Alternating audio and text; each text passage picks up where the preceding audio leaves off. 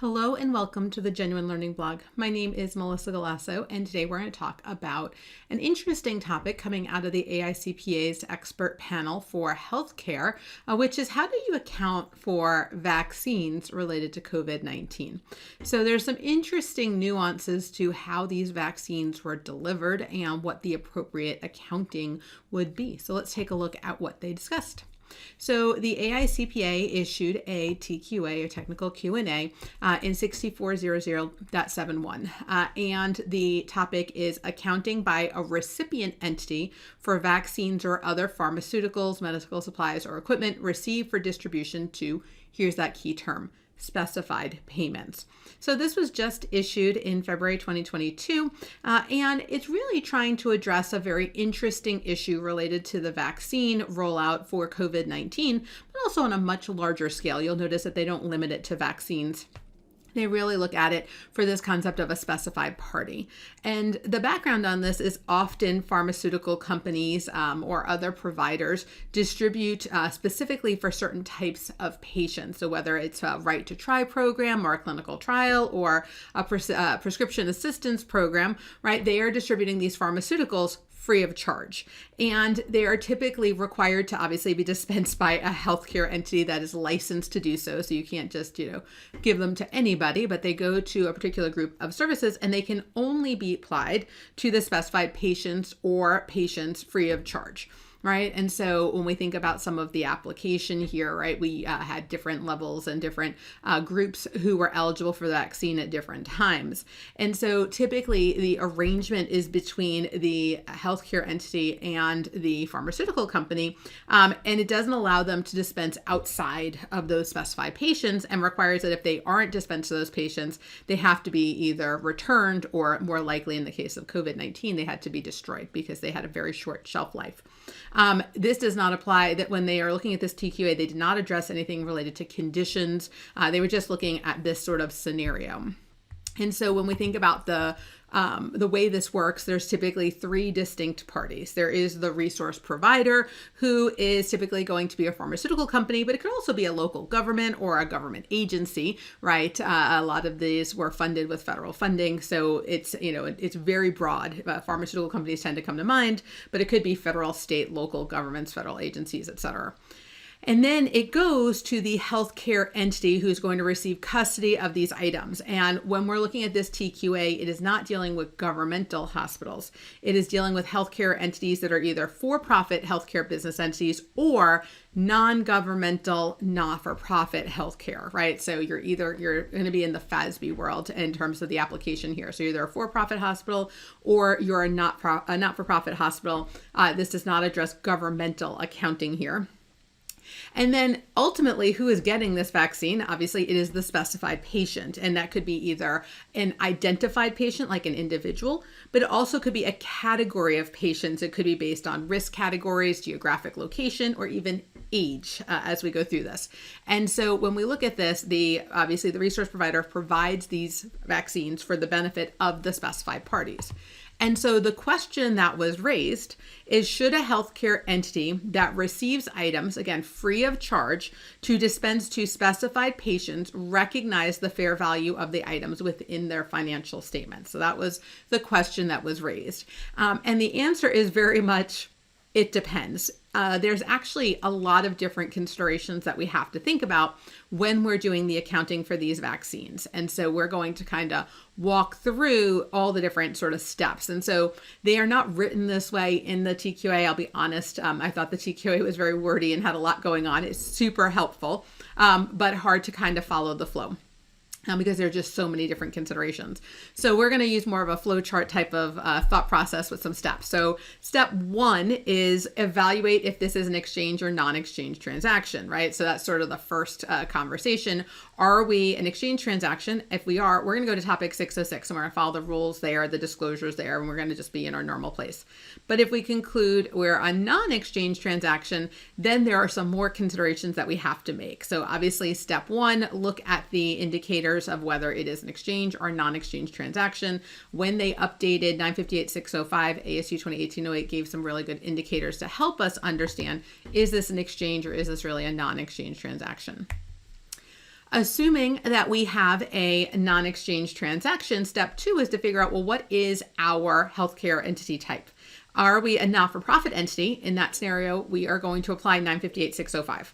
Right, so pretty consistent with other TQAs who've come out about various funding for related to COVID-19. If we are receiving this as a non-exchange transactions, we have a section in the codification 958-605, which is revenue recognition for not-for-profit entities, grants, and contracts. We would just apply that information, right? So, as we go through this, if you're a not-for-profit organization, right, this should make this pretty easy. Where it gets a little bit more complicated is for-profit entities. So there's no specific guidance in GAAP about for-profit entities and how we handle these, this relationship, right? So when we look at this, we've had a lot of different TQAs come back over the years and say there's a couple of different ways you can do this. And one of them is to apply 958-605 by analogy, which is what this TQA is going to cover. Again, there are other alternatives in there, but this TQA is going to assume that we've elected to apply 958-605 by analogy for the application of these items. There are other options that are out there, but they're not within the scope of this TQA. So once we've determined what type of entity we are, the next thing, once we're in 958-605, we are going to have to determine if we're acting as an agent or intermediary in an agency transaction, or are we really acting as a principal? And so remember, when we have an agency transaction, we have a resource provider gives to a recipient organization and indicates that that organization must provide those items to a beneficiary who is not financially interrelated with the recipient organization, and to which there is no variance power. So in a traditional transaction, right? So we have from the resource provider to the beneficiary, from the beneficiary to the to the resource provider to the beneficiary, right? We have a sort of a middleman consideration here. Now, the rule of thumb here is if we are acting as an agent or an intermediary, we do not recognize revenue, right? So we have a policy there that if we are just literally transferring things between, we do not recognize revenue as that recipient organization. Now, the exception to those rules are if we have variance power or we're financially interrelated. And remember, variance power is the unilateral power to redirect the use of the asset to another beneficiary. And the donor explicitly must grant variance power if the entity's unilateral power to redirect the use of the asset is explicitly referred to in the instrument transferring the assets. So what does this mean? It means that the recipient organization, they receive the vaccine from the resource provider. If they can override the donor's instructions without approval, right? They can pick another beneficiary or another interested party, then they have variance power. If they can't change the beneficiary, then they don't have variance power and they're acting as an agent. But if they are able to change who the beneficiary is, then they have variance power. So very important distinction that has to be made here. The other exception to the rule is if they're financially interrelated. The beneficiary and the organization that's receiving are so closely aligned that the net assets of the other organization is tied to the recipient organization, or the other organization solely exists for their benefit, right? So those are the two exceptions to the rule. So now that we've made the determination, we actually have to do the accounting. And so when we get to the accounting for these, if we're acting as a principal, right? So where we have either variance power or we're financially interrelated, right? In those scenarios, we're not acting as an agent or an intermediary. So we are going to recognize revenue. So if it's a not-for-profit organization, it would be revenue. If it's a for-profit, it would be some other type of income, right? For those contributed non-financial assets that are going to be distributed. So they recognize revenue, and then they would have typically an expense when they provide it to the other organization. If you're acting as an agent where you're just facilitating it and you don't have the ability to change who receives it and you're not financially interrelated with the other organization, then you are permitted but not required to recognize those as an asset and liability. So typically what would happen is, say it was just cash, right? So the organization would receive cash, we would debit cash, and then we would credit a liability, and that liability was to the beneficiary.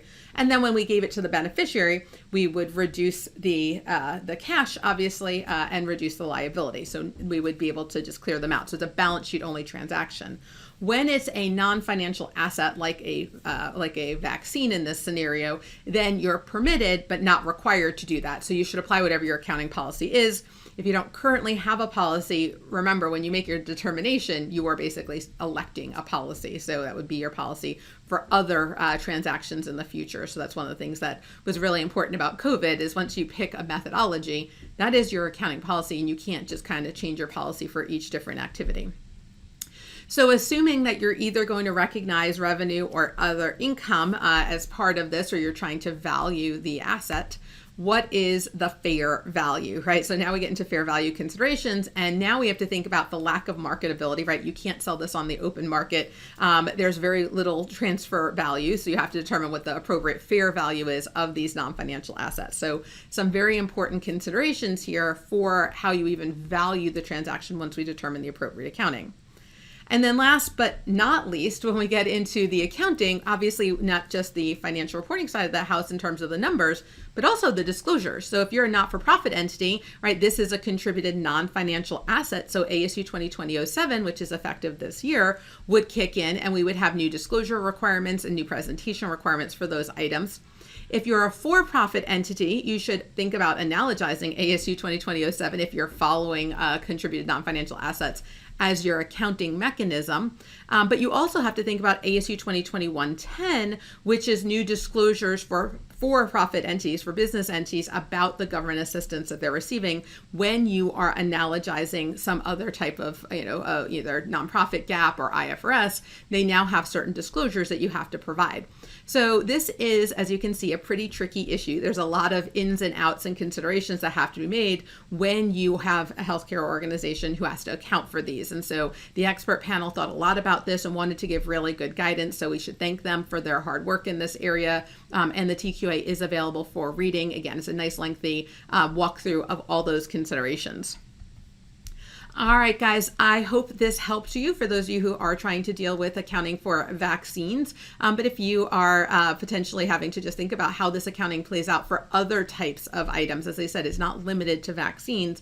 The goal of it obviously was focused on COVID-19. But again, this will become accounting policy for entities who go through the election this time around.